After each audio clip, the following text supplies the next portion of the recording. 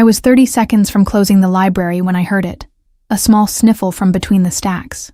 Not crying exactly, more like the careful control of someone trying very hard not to. Following the sound, I found him hiding in the children's section, a small boy with dark hair and eyes too serious for his age. "The library's closing," I said softly, kneeling to his level. My student ID badge still hung around my neck. Emma Walsh, Junior, Literature Department, and his eyes fixed on it immediately. "Are you lost?" The question hung between us, and for a moment, I thought he wouldn't answer. "I can't find my way home," he finally whispered, his accent slight but noticeable. "Dad's going to be so angry." He clutched a battered copy of The Little Prince against his chest like armor, knuckles white with the effort of appearing brave. I should have called security or the police. That would have been the sensible thing, the safe thing, but something in those solemn eyes stopped me, a wariness that seemed impossibly old in a child's face. "I'm Mia," I offered, instead of the question spinning through my mind. "Leo," he replied, relaxing slightly at my smile. I was supposed to wait for Anton by the fountain, but he didn't come, and I tried to find my way back, but everything looks different now. His voice trembled slightly, the first real crack in his composure. Rain had started outside, tapping against the library's tall windows like impatient fingers. My apartment was 6 blocks away. My shift ended, and my roommate was expecting me for dinner, but I couldn't leave him here alone. This small boy with careful eyes who spoke too formally for a child. "Do you remember your address?" I asked, already calculating how I might get him home safely. Most children his age would have been taught their phone number, their address, the basics for exactly this kind of situation. Not Leo, apparently. "Oakwood Drive," he said, brightening slightly. "The big house at the end with the stone lions." His description was vague, but better than nothing. Oakwood Drive was in the wealthy district across town, old money and new mansions looking down on the university from the hillside. I made a quick decision that would change everything that came after. "I'll help you get home," I said, offering my hand. Leo took it without hesitation, his small fingers wrapping around mine with surprising strength. "But you'll have to help me navigate once we get to your neighborhood." The library doors closed behind us with a heavy finality as we stepped into the rain. Leo moved closer to my side, seeking shelter under my umbrella. I didn't know then that I was walking straight into the most dangerous situation of my life, led by a 7-year-old boy who carried more secrets than I could imagine. "My dad doesn't like strangers," Leo warned as we waited for the bus, water dripping from my umbrella onto the sidewalk. "But I think he'll like you because you're helping me." The certainty in his voice was touching, if misplaced. I had no idea who his father was, or how he'd react to a stranger bringing his son home. The bus ride took 20 minutes, climbing steadily uphill away from the university district. Leo pressed his face against the window, pointing occasionally at landmarks only he recognized. The rain had slowed to a drizzle by the time we stepped off at the Oakwood Drive stop.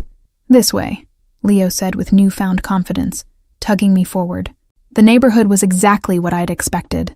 Massive homes set back from the street, each with its own distinct architectural personality. Some modern and angular, others classic and imposing. A black SUV crawled past us, slow enough to make the hairs on my neck stand up. The windows were tinted, making it impossible to see who was watching us. Leo didn't seem to notice, too focused on finding familiar territory in the gathering twilight. "That's Mrs. Petrov's garden," he announced, pointing to an elaborate rose display behind wrought iron gates. "She gives me cookies sometimes when Dad has meetings." There was something in the way he said meetings that seemed rehearsed, as if he'd been taught exactly how to describe his father's business. We turned a corner, and Leo stopped abruptly. "That's our house," he whispered, suddenly seeming afraid again. At the end of a cul-de-sac stood the largest home I'd seen yet, stone and glass and clean lines, with a circular driveway where 3 black cars were parked haphazardly. 2 men in dark suits stood by the front door, their posture alert despite the casual way they leaned against the stonework. "Security," my mind supplied, though they looked more like the bouncers at exclusive clubs than typical household staff. What kind of family needed that level of protection? As we approached, one of the men spotted us, said something into what looked like a communication device on his wrist. The front door flew open before we reached the steps. A woman rushed out, beautiful, elegant, clearly not Leo's mother based on her reaction. "Leonardo," she exclaimed, relief washing over her features. "Where have you been? Your father has half the city looking for you." She knelt, hands fluttering over him as if checking for injuries, then looked up at me with sudden suspicion. "Who are you?" Before I could answer, another figure appeared in the doorway. Tall, broad-shouldered, dressed in a suit that probably cost more than my entire education. His face was all angles, sharp cheekbones, strong jaw, dark eyes that assessed everything in seconds. Leo's father, unmistakably, from the matching set of their features. "She helped me get home," Leo explained quickly, as if afraid I'd be sent away before he could make introductions. "This is Mia.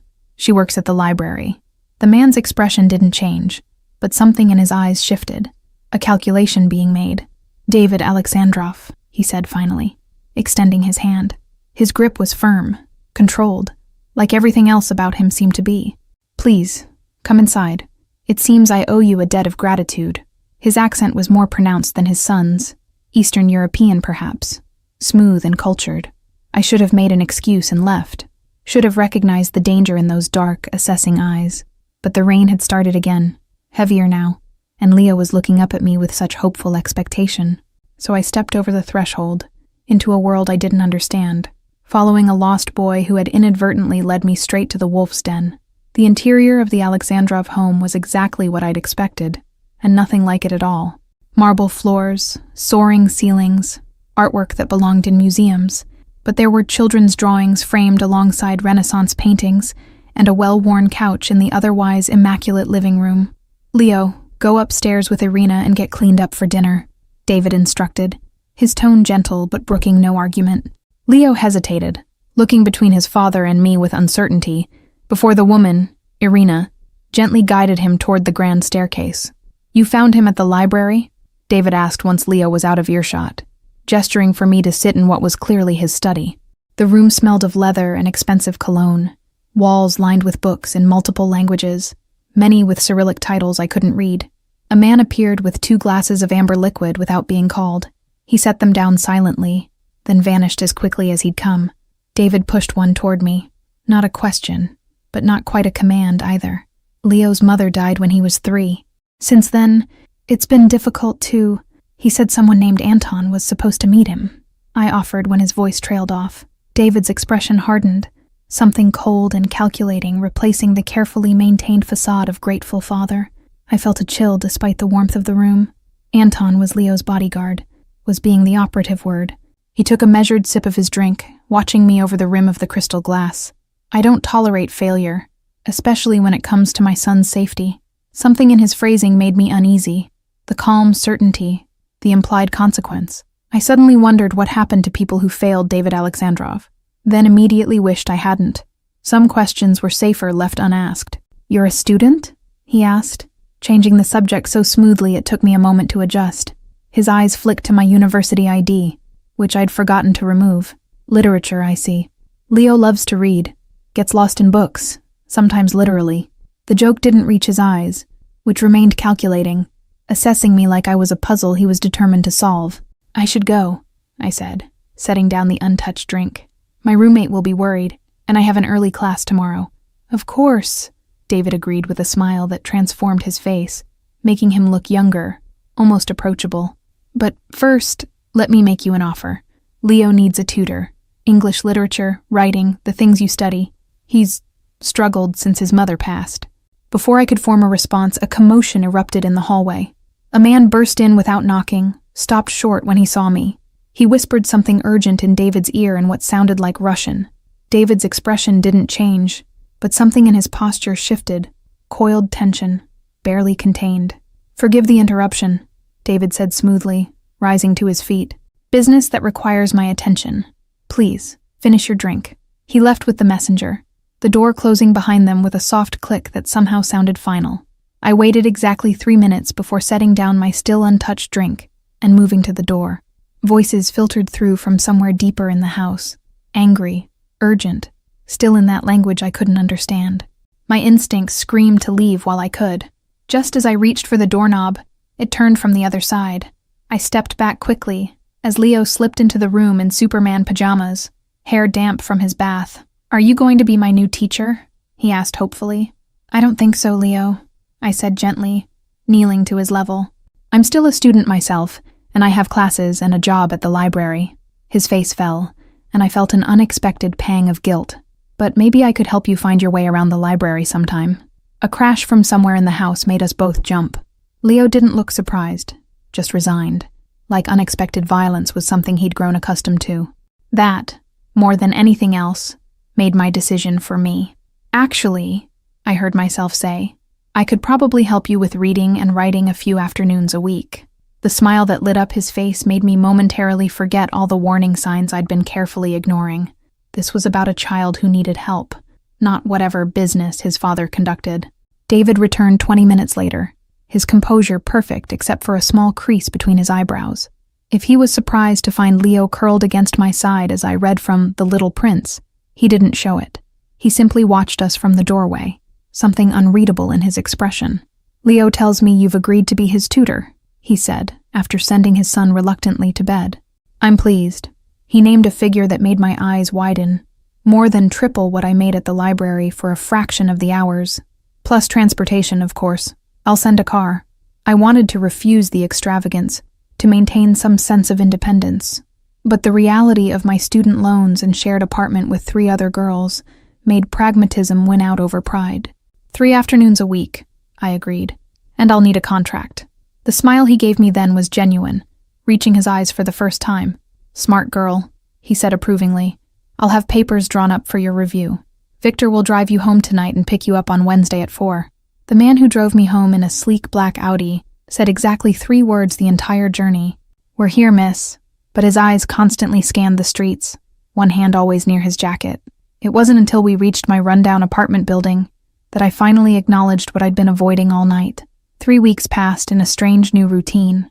Monday, Wednesday, and Friday afternoons found me at the Alexandrov mansion, working with Leo in the sunlit conservatory while men in dark suits prowled the grounds. David was rarely home during our sessions, a fact that brought both relief and a curious disappointment. You're good with him, Irina commented one afternoon, bringing us lemonade. I'd learned she was the housekeeper, though she carried herself with the authority of someone much higher in the household hierarchy. He hasn't had nightmares since you started coming. I looked up from the story Leo was writing, a tale about a boy with a dragon for a pet, and smiled. He's brilliant. His vocabulary is advanced for his age, and his imagination is incredible. What I didn't say was how much I'd grown to care for this solemn child with old eyes. The bubble burst on a rainy Friday afternoon as I waited for Victor to pick me up from campus. My phone buzzed with a news alert, a habit I'd developed in my journalism elective. The headline made my blood freeze. Suspected mob boss evades prosecution again. DA cites missing witnesses. I almost dropped my phone when I saw the grainy surveillance photo accompanying the article. David Alexandrov, entering a courthouse with an army of lawyers. The article called him the suspected head of the Solntsevskaya Brotherhood's American operations, whatever that was, with alleged ties to everything from weapons smuggling to human trafficking. Victor found me still staring at my phone, rain soaking through my jacket. Miss Mia, he said, opening the car door with one hand while holding an umbrella with the other. You're going to catch cold. His expression revealed nothing, but something in his eyes suggested he knew exactly what I'd discovered. The drive to the Alexandrov mansion passed in a blur. My mind raced through every interaction, every strange occurrence I'd witnessed over the past weeks. The late-night meetings, the security, the way people deferred to David. It all suddenly made terrible sense. Leo was waiting at the door when we arrived, bouncing with excitement. Dad's home early, he announced, pulling me inside with the innocent enthusiasm only a child could maintain in a house built on crime. He wants to have dinner with us. He's hardly ever home for dinner. David stood in the hallway, impeccably dressed as always, a rare smile softening his features as he watched his son's excitement. That smile faltered when he saw my face, understanding immediately passing between us. He knew that I knew. Leo, why don't you show Irina your new story while I speak with Miss Mia? David suggested, his tone light but his eyes serious. Leo hesitated, his perceptiveness once again surprising me, before nodding and disappearing toward the kitchen with Irina. You saw the news, David stated once we were alone in his study. Not a question. He didn't bother denying it, and somehow that honesty was more terrifying than any lie would have been. I wondered when this day would come. You're too intelligent not to have figured it out eventually. Human trafficking, I said, the words bitter on my tongue. The article said you're involved in human trafficking. My voice didn't shake, which surprised me. Perhaps some part of me had known all along, had been willfully blind because I'd grown attached to Leo. "The article is wrong," David replied, his voice tight. "I've done many things I'm not proud of, but trafficking humans has never been one of them. My organization has strict codes. We don't touch drugs, we don't exploit women or children, and we don't engage in human trafficking." I wanted to believe him, needed to for Leo's sake, but the evidence seemed overwhelming. "Then why are you under investigation? Why did witnesses disappear?" I challenged, crossing my arms to hide my trembling hands. The stakes of this conversation felt impossibly high. "Politics within our world," David said simply. "The Korovan family wants my territory. They plant stories, bribe officials, make accusations. It's easier to bring down a rival with law enforcement than with bullets." His candor was jarring, this casual admission of a criminal empire. A phone rang somewhere in the room, not the obvious one on his desk, but something hidden. David's expression changed, the mask of civility slipping for just a second to reveal something cold and dangerous beneath. "Excuse me," he said, moving to a bookshelf and retrieving a phone from behind a leather-bound volume. The conversation was brief, in Russian, but I didn't need to understand the words to recognize the tension in his shoulders, the subtle shift in his demeanor. When he turned back to me, his face was grim. "You need to leave, now. Not just this house, the city, tonight." "What? I can't just—" I started, but he cut me off, moving to his desk and removing an envelope from a locked drawer. He handed it to me, and the weight of it suggested cash, a lot of it. "The Korovans know about you. They've been watching the house, watching you. They think you're important to me." My mind raced, trying to process what he was saying. "Because I teach Leo? But that's ridiculous, I'm just his tutor." Even as I said it, I knew it wasn't true. The way David looked at me sometimes, the conversations that lingered longer than necessary, there was something else growing between us, unacknowledged, but undeniably there. "Victor will take you to pack essentials, nothing more. You'll be driven to my property in the mountains. It's remote, defensible. Leo is already being moved there as we speak." The efficiency with which he dismantled lives was chilling, a reminder of exactly who I was dealing with. "My classes, my job," I protested weakly, but David shook his head, cutting me off again. He moved closer, close enough that I could smell his cologne, see the faint scar along his jawline I'd never noticed before. For one breathless moment, I thought he might touch me. "They tried to grab a student from your university this morning, thinking it was you. She had similar coloring, similar build." His voice was gentle now, almost apologetic. "She's in the hospital. You won't be, because you'll be gone before they try again." The reality of the situation finally hit me with full force. This wasn't a movie, wasn't a game. People were getting hurt, and I could be next, all because I'd helped a lost boy find his way home. "What about Leo?" I asked, my voice small. "He's already lost his mother. If something happens to me too, nothing will happen to either of you if you follow my instructions exactly," David promised, his eyes intense. The certainty in his voice was somehow reassuring despite everything. "Pack light. Victor's waiting. I'll join you at the mountain house tomorrow once I've handled things here." The mountain property wasn't what I expected, not the fortress or compound I'd imagined, but a sprawling log cabin nestled among pine trees, with floor-to-ceiling windows offering views of snow-capped peaks. Leo was already there, excited by the unexpected vacation, as Irina had explained it to him. "We'll build a snowman tomorrow," he declared, showing me to my room with the proud air of a host. "And Dad's coming too. He never takes vacations." His innocence was heartbreaking. He had no idea we were hiding, running from people who wanted to hurt us to get to his father. My room was beautiful, rustic luxury with a stone fireplace and hand-woven rugs, but the subtle security features didn't escape my notice. Reinforced windows, the keypad by the door, the men patrolling the perimeter I could see through the glass. This was a safe house disguised as a retreat.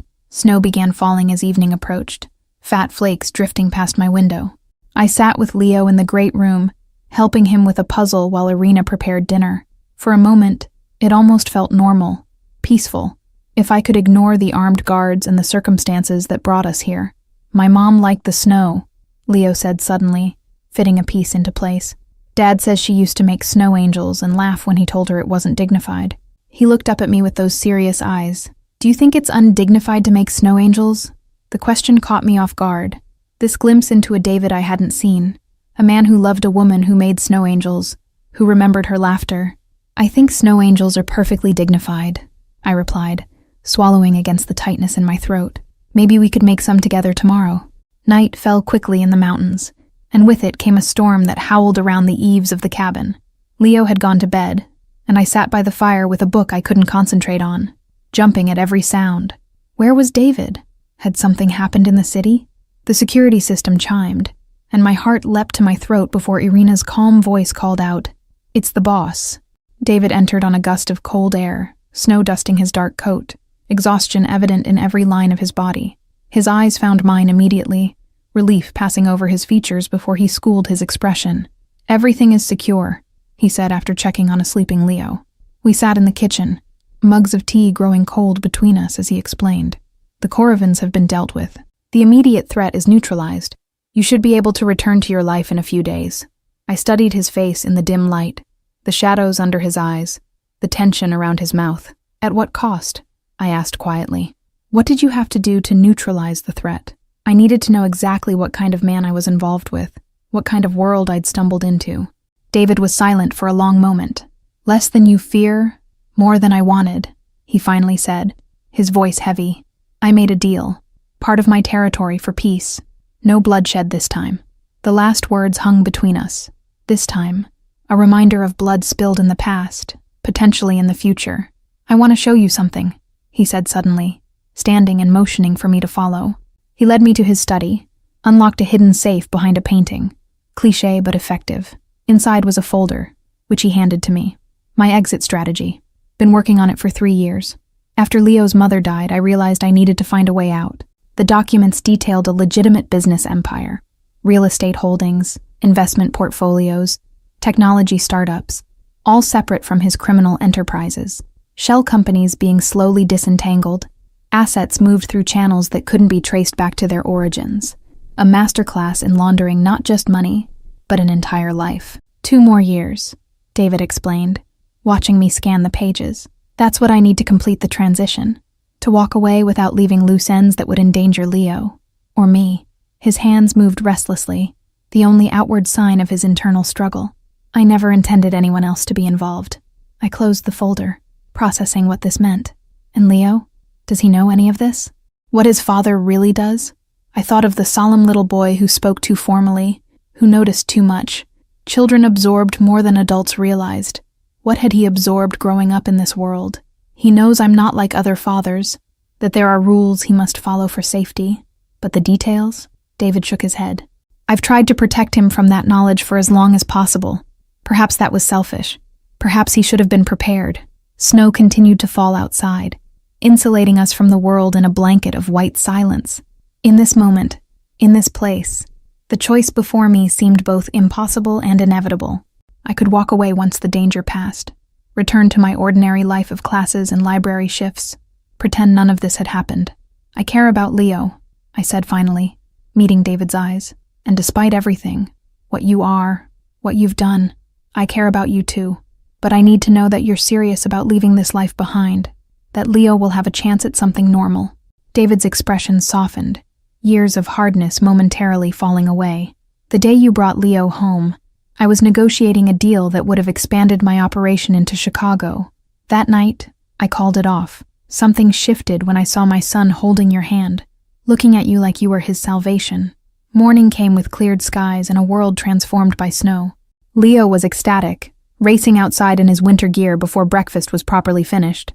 David and I watched from the porch as he attempted to build a snowman alone, his small figure determined against the vast white landscape. "What happens now?" I asked, not looking at David but feeling his presence beside me, solid and warm despite the cold air. "After we go back to the city? After the danger is truly gone?" The question encompassed everything. Leo's tutoring, my involvement with them both, the feelings none of us had named aloud. "That depends on you," David replied, his voice carefully neutral. "I can set you up anywhere. New identity, new start, far from me and my complications, or..." He trailed off, leaving the alternative hanging between us like the crystallized breath in the cold mountain air. I thought of my life before, the cramped apartment, the struggling through classes, the quiet loneliness that had settled into my bones long before I found a lost boy in the library. I thought of Leo's face when he saw me each session, of the way David looked at me when he thought I wouldn't notice. Or I could stay, I finished for him, finally turning to meet his gaze. Help Leo with more than just his reading. Maybe help his father remember who he wanted to be before life forced his hand. It wasn't a decision I would have imagined making 3 weeks ago, but then I couldn't have imagined any of this. David reached for my hand, his touch gentle despite the strength I knew those hands possessed. It won't be easy, he warned. The transition out will be complicated, dangerous at times. There will be people who don't want me to leave, who will see it as weakness to exploit. But with you, I think I can become the man Leo deserves as a father. We watched as Leo flopped backward into the pristine snow, arms and legs sweeping to create the perfect snow angel his mother would have approved of. In that moment, I made my choice, not just for the lost boy who had found his way into my heart, but for myself, and for the complicated man beside me who was fighting to find his way back to something like redemption. That night, after Leo had fallen asleep, I found David in his study reviewing security reports. The blue light of his laptop illuminated the scars on his knuckles I'd never noticed before, physical reminders of the violence that had shaped him. When he looked up, vulnerability replaced his usual guardedness, a glimpse behind the armor he'd worn for decades. The hardest part isn't leaving the business, he confessed, closing the laptop with a quiet click. It's believing I deserve what comes after, a normal life, peace, someone like you. His voice caught slightly on those last words, the admission clearly costing him something. Men like me don't usually get second chances, especially not with women who see us clearly and stay anyway. Thank you all for following this story until the end. If you enjoyed it, please write in the comments where you're watching from, and don't forget to like, subscribe, and share this video, as your support is what keeps me creating these stories for you.